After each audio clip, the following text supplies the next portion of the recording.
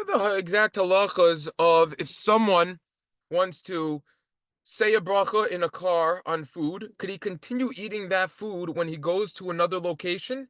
Or when he goes to another location, does he need to say a new bracha? Does he need to say a bracha achrona first in the car? And vice versa. If a person is going from his house or from a building into his car, does he need a new bracha? What exactly is the halacha? So we know that it's discussed in the 10th parak of Maseches Psachim, the halachos of Shinui Makom, the complicated halachos of Shinui Makom, which I was zocheh to learn very slowly and properly. And there's a lot of complex halachas over there, but it's really not so complex once a person understands it. So yeah, I guess one could phrase it that way. So what exactly is the halacha over here? So the Shulchan Aruch, interestingly enough, in siman Kuf Ayin Ches and Orach Chaim and Sif Daled Paskins, that someone who ate bread in one place and then relocated to the other place should bench in the second location. In other words, person really should bench where they ate. Nevertheless, if they already left that location, it's also discussed more about this in, if I'm not mistaken, Kuf Pei Dalid. If a person already left that location, so the halach is that he has bread in the second location and he could bench in the second location. Sometimes Hasidim, they'll do this, they'll go to the Rebbe's Tish, they won't bench in their first location. So the Shulchan Aruch, though, explains that this is similar to someone who is traveling. In other words, this guy knew before that he was going to be on the go. He wasn't going to be able to finish eating, so he's traveling. Now, preferably, for sure, 100%, to get out of all shilas, one should only eat in one place and not change places and say the beracha achrona or bench, al michya or brain nefashos, whatever it is, and then leave. However, if someone is in traveling, he doesn't have time. So he's traveling, so travelers could eat as they walk. Right? They recite the bracha achrona where they finish eating. That's the halacha. So what is the reason behind this incredible leniency, this massive leniency? Why are the halachos of changing places Shinui Makom more lenient for travelers?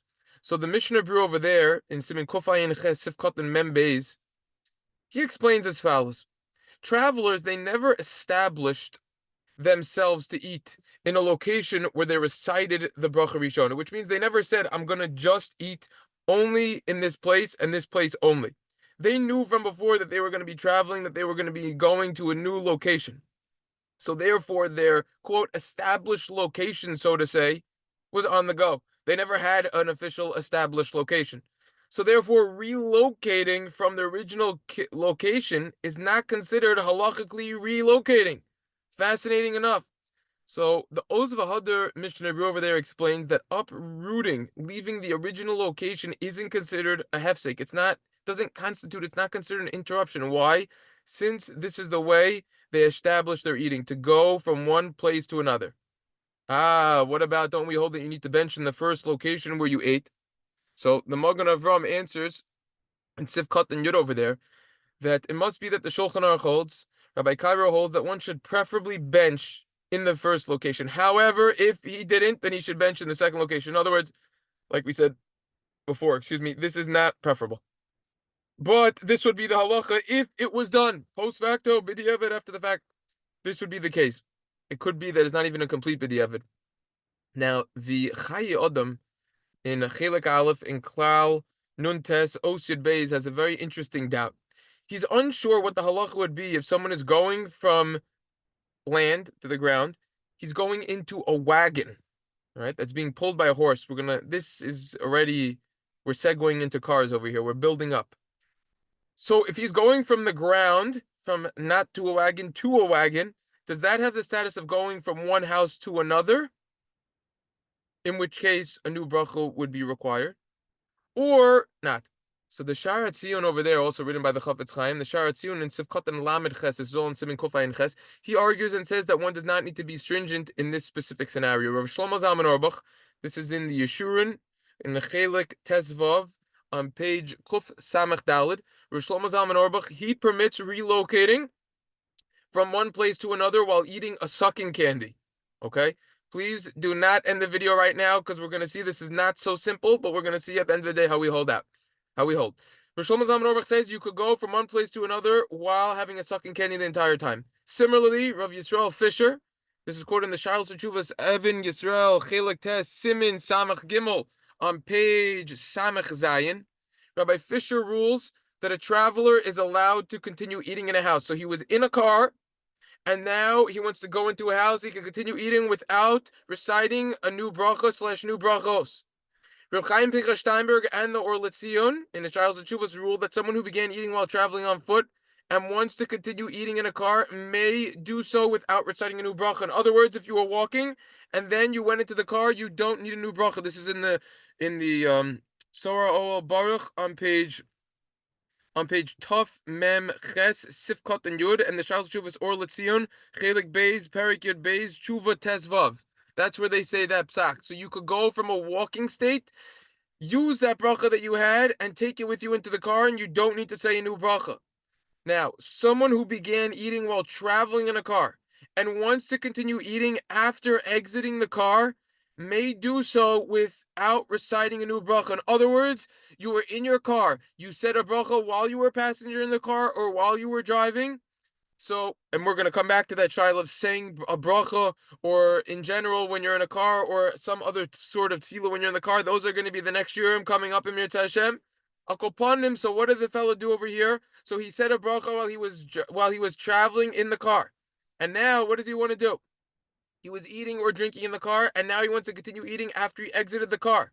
He's now in the gas station. He's now at a fast charger. He's now at his destination where he reached. He can continue eating without reciting a new bracha. That's what it says in the Shal Shuvas Or Letzion, the source that we just quoted. Rav Eliyashiv also in Vizos HaBracha, he's quoted in Perik Vav on page Samach Beis. Rav Yosef Shalom Eliyashiv Zatzal also paskins this way as well. Now, there is a caveat that needs to be pointed out over here, which is someone who began eating while the car was parked. He was parked, he was not driving, he began eating. And then he relocates to a house or a restaurant, wherever it is. He would need to recite a new bracha. That is considered changing places halachically. That is shinui makom. Someone who begins eating while the car is parked and goes to a new location needs to say a new bracha. However, if he began eating or drinking when the car was parked, and then he begins driving, he can continue eating without a new bracha. In other words, the car, the vehicle, is all considered one domain. And therefore, even if he was parked, the bracha still continues. He does not need to recite the new bracha. However, if he goes to another location and he started eating while he was parked, then he would need to recite a new bracha. Why? Because he wasn't considered, his place was considered established in the location where he was sitting when the car was parked. However, when he was traveling, it's not considered an established location, and therefore his established location is on the go, as we said above. That's the idea over here. Now, Chazon Ish is quoted in the Orchos Rabbeinu in Chelik Gimel on page Reish Chaf, and as well as the Shvus Yitzchak and Ner Shabbos Perek Chaf Siman Dalet Sifkot and Zayin. And if you look over there, the Chazon Ish is stringent. He prohibits the following. Someone who relocates from inside to outside has to remove the sucking candy. He does not hold of the leniency of the sucking candy that you could eat it on the go wherever you go. When he reaches the new location, he should recite a new bracha on the sucking candy. So he should take it out of his mouth according to the Chazon Ish. When he gets to his new location, he should say a new shahakol on the sucking candy. That is according to the Chazon Ish. Furthermore, a traveler, according to the Chazon Ish as well, this is in the Nezer HaChaim on page Kuf Ayin Ches. So the Chazon Ish also says that when it comes to traveling, so when you reach a new location, you should recite a new bracha on the sucking candy, and then he says a traveler has to say a new bracha when going into the house. So the Chazon Ish holds when you go into the house, you would need to recite a new bracha on whatever you're doing. So the Chazon Ish holds that this entire leniency that we just said doesn't apply. I asked Rabbi Force, the expert in hilchos brachos, as well as nida kashrus and other halachos as well. I was zocher to learn in the kollel many years before he stepped down as the Rosh Kollel. So the Rabbi Forced Shlita told me, he said, Pashtus, it's all one achila. Which means in English, the simple explanation is that it's all considered one eating. Which means that the Chazon Ish is a stringency and we don't need to go like his opinion. That was according to Rabbi Forced to be machriya, and it seems like most achronim don't go like the Chazon Ish. Therefore, to get a brief recap of everything that we just said, halacha l'maisa, okay? When it comes to specifically a car, if someone is going from one location to another location and he was walking and then goes to the car, he doesn't need to say a new bracha. If you had the status of a traveler, similarly, if he was going from the car and he said the bracha while he was in the car, he gets out of the car, goes to another location, he's good with his irregular bracha, and then it's okay. So that's basically the summary of that comes out with all of this halacha lemaisa. Just to add briefly two other car related halachas, and that is when a person buys a new car. So the simple explanation is the general halachas that a person would need to recite a shechianu if the car is just for himself. If he's married and it's also for his wife, you say beracha Hashem Elokeinu melech haolam hatov ve'hametiv. See siman Reish Chav Gimel for more details of those halachas. That it seemed like would be the general halacha. If it's a nice brand new car, he's happy about it. It's a big purchase. Logic would dictate that he needs to say it, even if it was financed, which most people, it seems like when they buy cars, don't just put all the money down.